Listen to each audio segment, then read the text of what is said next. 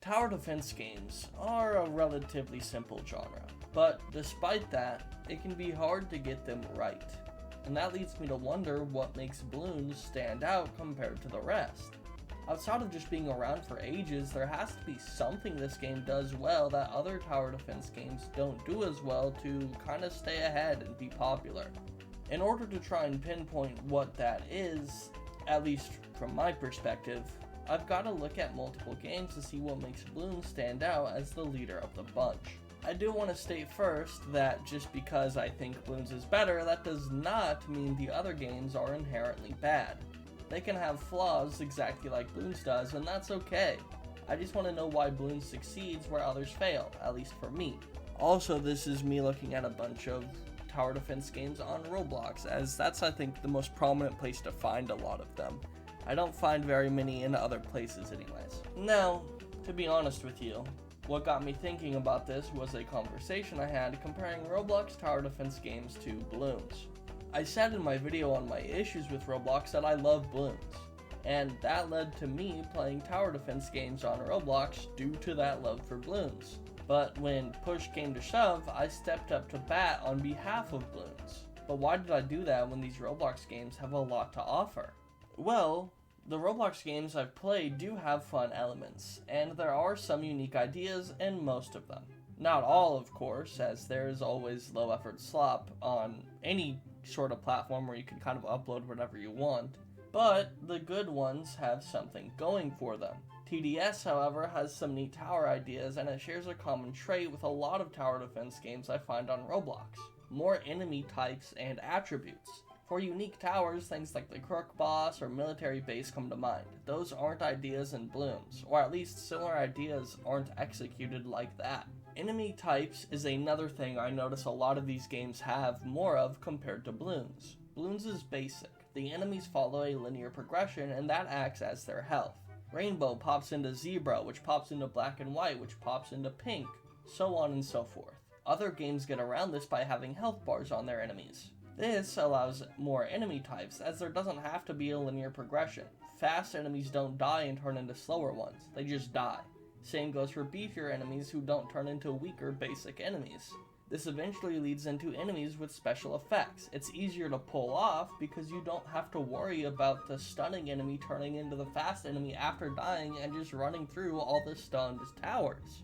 Now, Bloons 6 is the first mainline game with the purple Bloon, which is immune to magic/energy weapons, and pops into a pink Bloon. However, the difference is these take one hit to pop the purple layer, as do most Bloons with unique attributes. Point is that these Roblox games allow for more enemy types that present unique challenges, like enemies who stun, and I tend to find that the worst enemies in these games are those that try to do the popping into a new or weaker type gimmick.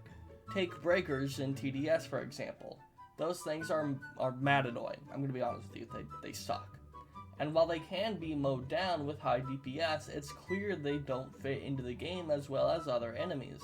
Or what, I think the slime enemies that are slimy boys and they turn into other enemies, or maybe they're other enemies that turn into slimy enemies, I forget. However, that could just be the part of me who dealt with breakers being invincible for 6 years while they broke. Like, that might not be true anymore, and I'll admit that. Roblox games get a point for sure in enemy variety though, at the very least, but I can't think of a lot of other things I like in these games that Bloons just doesn't have. That it could have, of course. Emotes don't really count, sadly, and neither do, having a whole bunch of like popular anime characters, or I know there's like Undertale tower defense simulators, or Five Nights at Freddy's tower defense simulators. Bloons just can't really do that, because it's Bloons, it's not on Roblox. The biggest positive most will bring up though is that these games are free, which is true, but it's not that simple. Bloons has positives I like too, and before I go over the negatives of both sides and compare them, I should cover what I like. Bloons is really good about how you unlock things. Getting new towers is based on player XP, which you get based on the map difficulty and game difficulty you pick, as far as I remember anyways. In just your first couple games on easy though, you can get at least half the towers available at launch, and on higher difficulties it goes way faster. Another thing about using an XP based unlock system is that it applies to the towers as well, and while you may think this is bad, I think it's actually pretty good. Tower XP means you can use a lot of a tower you like to get upgrades faster, and you can unlock specific paths you find interesting. However, it also incentivizes you to use all of your towers, which is really important. This is not something I see used in Roblox games, but maybe I just haven't played them all. Another thing about Bloons I like that I don't think other games do is have lots of different challenge modes on each map. I also think Bloons is much more rewarding than most Roblox tower defense games I've played. In reward for going out of your way to do achievements, you get a handful of things. First is monkey money, which can be used to buy heroes, which are special tower types that level up through XP mid-game instead of just purchasing upgrades, and often do unique things no basic towers can do. Monkey money can also be used to buy powers. These are bonuses that help make runs easier. Achievements also grant those, as well as insta-monkeys, pre-upgraded towers to be used whenever, wherever you want. And finally, there is the fabled monkey knowledge, which you can also get by leveling up. And monkey knowledge is unique as it allows you to unlock skills on a skill tree unique to each category in the game, which incentivizes you to play more and do more things. Also, to explain, the categories is like all the different towers are grouped into their support category, magic category, military category, and primary category, and they each have their own unique skill tree. Now, TDS just added this idea. As of recording, I just saw that they added a skill tree, and I think it's a step in the right direction. I haven't played it, but it looks very basic as of now from what I can gather. But it is a good update, and I think more games should look at doing something similar. There's also some secret things or secret achievements that give you fun little modifiers, like tiny balloons or big monkeys. Bloons just gives you a lot of reasons to keep playing, which I think is very important. This is when I'm gonna compare the two. And I don't mean to dog on one or the other, but you know I'm more on the side of Bloons already. I said it in the beginning. I think there's some big reasons for that too. First, pretty much everything is unlockable without money, except the recent He-Man crossover stuff and the brand new roguelike mode that takes Bloons and modifies it to a large enough degree to warrant costing money. As for He-Man, that is literally just another IP, so of course that stuff's gonna cost money.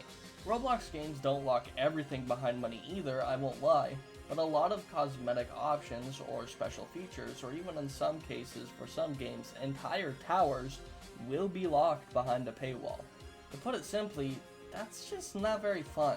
Meanwhile, in Bloons, I can play the Odyssey or boss mode and get trophies, unlocking weapon effects, pets, enemy skins, pop effects, and even the ability to nickname all of my towers. The first of a tower you place in a game inherits the name you give it. I named my dart monkey Clutch Monkus, as my mom calls them monkuses, and I always place one dart monkey in the back of the track to, and I quote, clutch up and stop Bloons from leaking. Meanwhile, I have the tack shooter, named with its tier 5, tack zone, in mind. There's just more of a reason to play the game.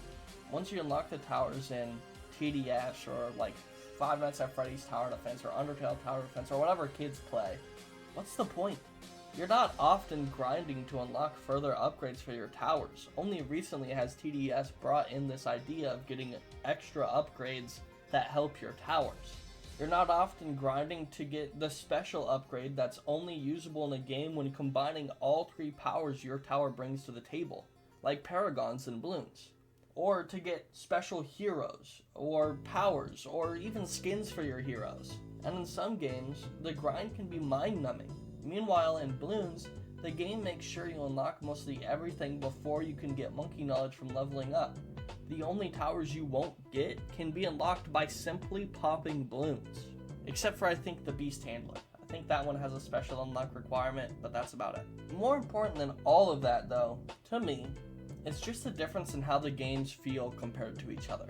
Bloons gives you a toolbox. You may not know what each tool does or what problems they solve, but it lets you look at all of them and figure out which works best for what problem. It incentivizes you to use all of your tools by locking upgrades behind tower XP. Of course, the drill, that is the super monkey, is incredibly fun to use. However, if you can't use your other tools well, then that drill never gets to come into play. You have to master your toolbox and know when you need the hammer, when you need the drill, and when you need the mounted M134 minigun. Roblox games, however, while having fun, power, and enemy ideas limit you so much, and the difficulties are the same, with few to pick from. This leads to presenting the same challenge every time that if you want to tackle alone, can only be done with about 5 towers, or tools. Not all Bloons towers may be good, but what matters is that every tower can be used to some extent in at least one of the many modes Bloons has to offer, and you can use however many you want in one game. Now tell me who the hell is unironically using Paintballer? Nobody who's played a lot, because you're only bringing 5 towers, and one is generally always farm, with another being support like Commander or DJ. There's little variation in your strategies because the games limit your creativity. When you can only bring 5 towers, it makes sense to bring the best ones every time, but it leaves out so many more towers that are unique. In order to fully complete a Bloons map, black bordering it, you must complete all modes. That means modes that restrict what categories you can use. Modes that give you new waves, go in reverse, start you off with finite cash to complete X waves, give you half the money you normally get, and for those who are willing and ready, there's Chimps. Chimps takes away continues, which normally gives you extra money and is just replaced by letting you feebly try again. Takes away hearts, /lives, farming methods, monkey knowledge, powers, and selling. Chimps forces you to stop relying solely on the drill. Now you must come up with a strategy capable of withstanding 100 waves while having limited resources. And only those who have mastered their tools will succeed. That's what makes Bloons better. It gives you the one thing all tower defense games should give you: freedom.